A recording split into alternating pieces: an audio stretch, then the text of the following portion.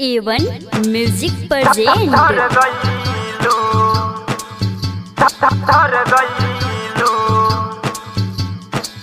Anjali digital recording studio Madarpur. DJ Amit Tiwari.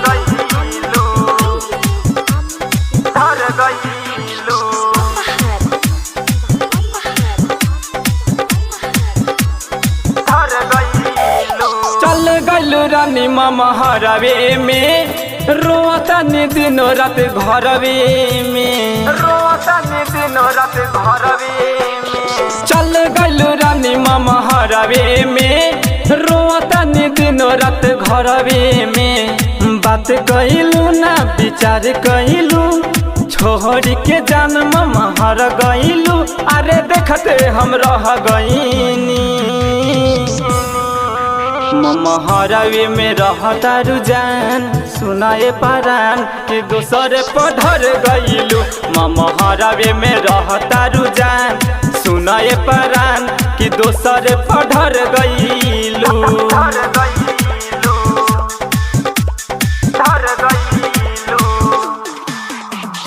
DJ Amit Tiwari. मामा हरवे में रहता रुझान। सुनाए परान कि दूसरे पढ़र गइलू। कैसे तू छोड़ के गइलू हो, चल गइलू हो। हमारा बिना का रह पैलू हो, रह पैलू हो। कैसे के छोड़ के गइलू हो, चल गइलू हो।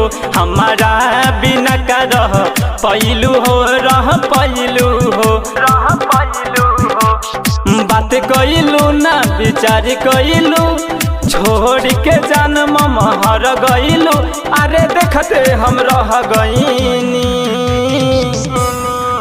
मामा हरवे में रहता रुझान। सुनाए परान कि दूसरे पढ़र गइलू, मामा हरवे में रहता रुझान। सुनाए परान कि दूसरे पढ़र गइलू।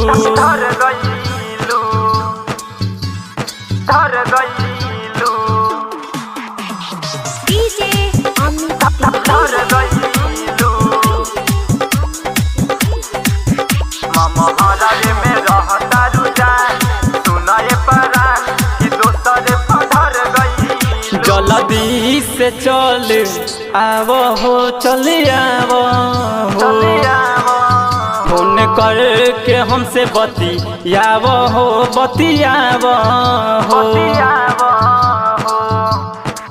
जल्दी से चली आवो हो, चली आवो हो। कॉल करके हमसे बतियावो हो, बतियावो हो।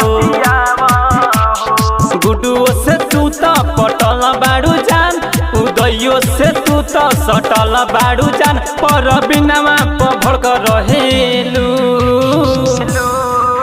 मामा हरवे में रहता रुझान।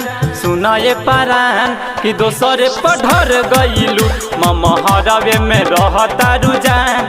सुनाए परान कि दोसरे पढ़र गइलू। Anjali digital recording studio Madarpur.